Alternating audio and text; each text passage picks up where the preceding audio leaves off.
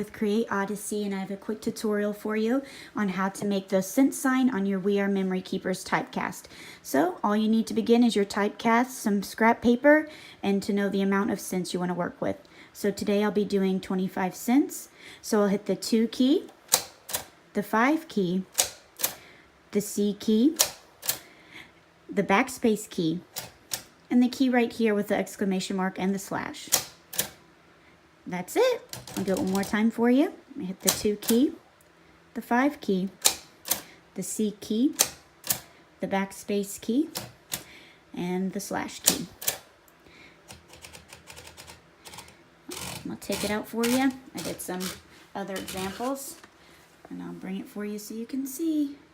And that's it. Thank you so much for watching this video, and I hope that you like this video. Subscribe for more awesome tutorials.